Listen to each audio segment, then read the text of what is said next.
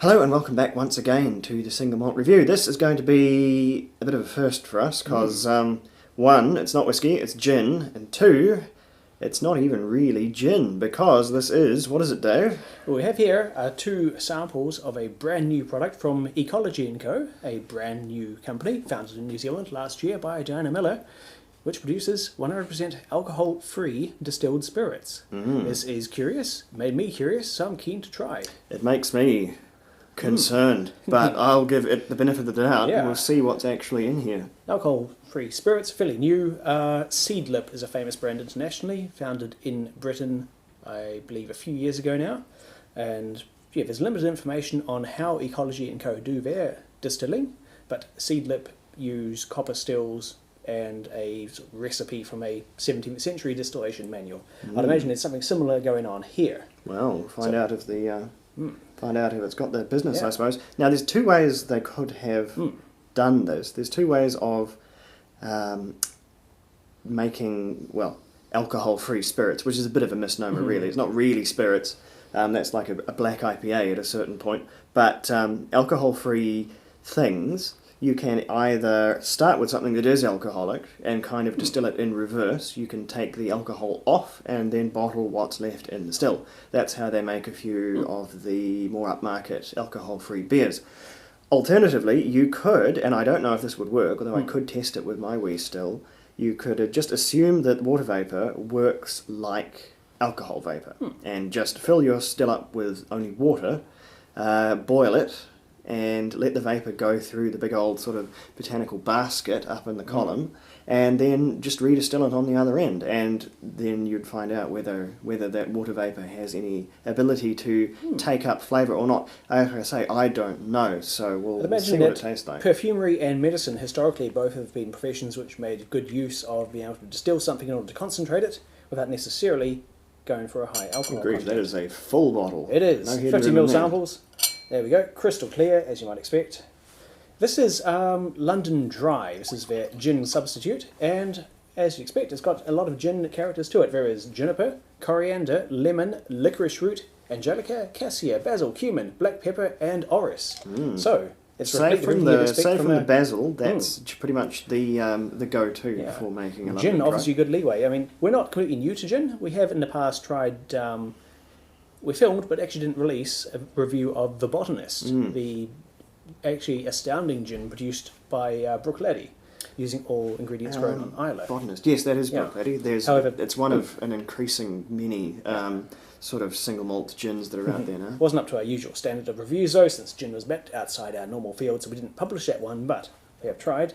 Okay, yeah, it looks like a completely clear spirit, as you expect. I think there's just a slight smoke to it, but yeah, as you are discovering, that's exactly like a spiced, maybe a lightly spiced vodka or a very perfumey gin. It smells, perfumey is the thing.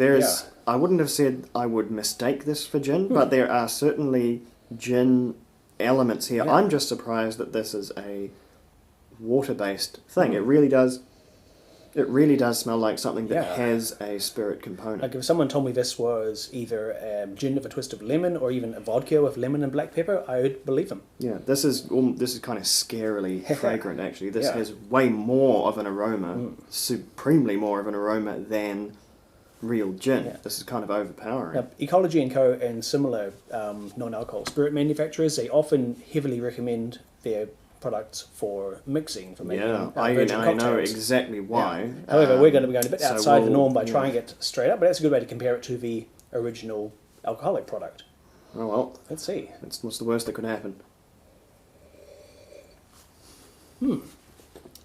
Okay, that's a very, very light body. It's got, obviously it's quite watery up front, but it's carrying a lot of the citrus and herbal flavours quite well. They're subtle, so much more subtle than the nose would let on. But that's it goes down very easily. It still carries a lot of that flavour quite well. I'll try that one more time, but I don't think this one's hitting for me. It's really that nose is so potent. Your mouth is all warmed up and ready for something really, really sharp bite to it, and that's couldn't be more opposite. Yeah, I was expecting more of a kick, but then that's because I've been sort of programmed to associate these aromas with the flavour of a very strong alcohol. the flavour, such as it is extremely, extremely slight. There's a sort of a slightly citrusy, kind of a citrusy lemon component to it, which actually, you get on the tongue. Everything else, it's just a continuation of, it's really, my nose is still smelling it. It's just the sort of getting that recirculation through the old nasal passages, and it's that's still dominant. I think I might hate this. It's a little bit like, it really is a little bit like drinking perfume. It feels like I've got a mouthful of potpourri kind of a thing. It's fascinating, but I can see why they don't recommend drinking it straight. Were you to mix this with, I'm going to say, don't try and make a martini because that's still mostly gin, but if you added this to a G&T, or added it to a tea, added it to tonic water to make sort of an alcohol-free G&T, I think that's where this would sort of shine.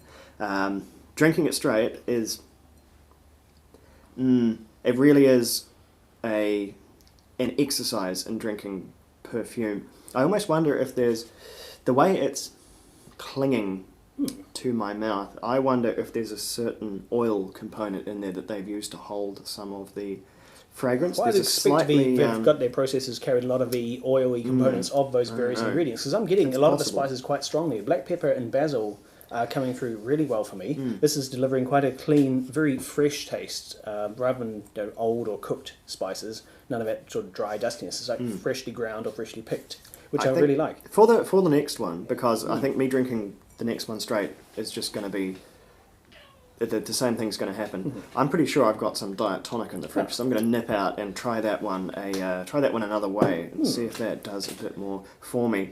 I'm going to rinse my glass to clear those strongly aromatic components out of here before we go on to the next one. I wouldn't be inclined to score either of those, just if anyone is waiting for the scores, because they will never fit into a category until, well, if this takes off, then sure. We might have an alcohol-free category. As it is, I don't think we'll bother complicating things with that.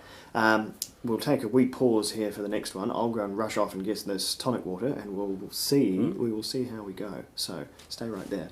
And we're back. Thanks for magic of editing. Our glasses have now been filled with a makeshift G&T equivalent. We've added some tonic water to the London Dry, and we'll see what we get. See if it saves it for me. I think it's going to be a much better experience. It's a good sweet lemony nose. Yeah, when those botanicals are combined with that sort of tart, bitter aroma of the tonic, then you get, it's much less alarming. Yeah. It's just a nice sort of fragrant bouquet without it really, really ramming the whole perfume thing straight up your nose. So that actually smells pretty pleasing there. We'll see what the flavour is like. That's good. It's letting a lot of the bitter components of the tonic water come through, but it's still carrying those herbs and spices quite nicely. Yeah, that is really good. That's that is 100% the way to do that. In fact, that is, to my relatively limited palate, more or less indistinguishable from a G&T. I would be convinced if someone handed me this and told me it was a G&T. G&Ts, the secret of G&Ts is they don't really taste of gin at all, because tonic water is such a dominant and primary flavour. That bitter quinine and a little bit of lemon that's in there will kind of blast everything else away.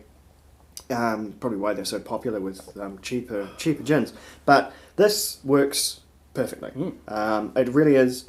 It is, I think, adding to the G&T. You can't really taste the alcohol in G&Ts anyway, so this is this is just working as a G&T would. Only I won't be getting too excited if I kept drinking it. Okay, yeah. As far as I'm concerned, that's essential. That is an essential way of serving that, because I couldn't go on doing it straight. It was just too weird. Not my thing at all. I like the weirdness and the sheer difference. This one working. So we'll crack open the other one and this see how we is go. Asian spice, which, as you'd expect, is made with a large influence of Asian spices. Cardamom, black pepper, cassia, basil, also lemon. In fact, there's a lot of crossover with the London Dry. Well, there's only so many ways you can make a gin, and you really do need to have those sort of gin Yeah. standbys. The cardamom is unique to this one and not in the other. So to freshen the glasses nicely, this should work. Wow, that chlorine is super back in the water supply. Yeah, gave mine a good rinse, so it should be nice and clean now. Yep. We've had a bit of infrastructure problems of late around here, and so our water supply for the city is currently being chlorinated. So it smells a bit like a trip to the pool every time you turn the tap on, which is a shame. Yeah. All right, Alright. let's see what we've got here. Oh, Yeah, pretty different. Yeah. That one I like a lot more. That's a lot more lifted, a lot brighter. It's huge on the lemon and the cardamom. Yeah, there's a Wow. really juicy lemon component there, which is much more pleasing. There's not that really sort of cloying, sort of nose fuddling, perfumey thing that was on the rest. I suspect it's all going to come crashing down again once I taste it, but we'll see. Oh, again, super lemony. Yeah. That's a strong lemon and lemon rind. Sort of like biting into a lemon through the skin. I cannot. I cannot. But Oh, I'm big pepper, sure that exactly the same thing would happen. Was I to mix that with tonic water, it would be quite transformative and change into something approachable, something Speaking actually of good. tonic water, You're after a hit. Oh god, Yeah. it's over there. have a I brief. should have put it down closer. No, bugger that. I'm not editing that. I'm not editing. It's got to be 15 minutes, seconds of disruption or more for me to get that crap. We have a similarly aromatic spirit, but with a lot of, I'd say, extra flavour and body to it as well. Unlike him, I liked the London Dry a lot. That was a big. It's a subtle flavour, but much bigger than you might expect for something that's not got a strong alcohol base. But here we've got an even stronger set of flavours. Some coming through much more strongly. They still taste like fresh ground, fresh picked, just freshly prepared herbs and botanicals. Oh wow! And that has made a really good, moderately dry, very lemony, and I think quite that's persistently spicy. I think that's even better. Yeah. That really lifted lemon It's bringing out all those other Yeah. spices which you couldn't really taste on the straight spirit as well. I'm really getting like the goodness knows. Yeah, no, exactly All the sorts. same for me. Yeah. Couldn't even. I was dreading the next sip, trying that one straight. Add it to a base. Yeah. In this case, tonic water. The difference is magical. This really nice, really nice. So, I guess that's the best feedback I can give. Yeah.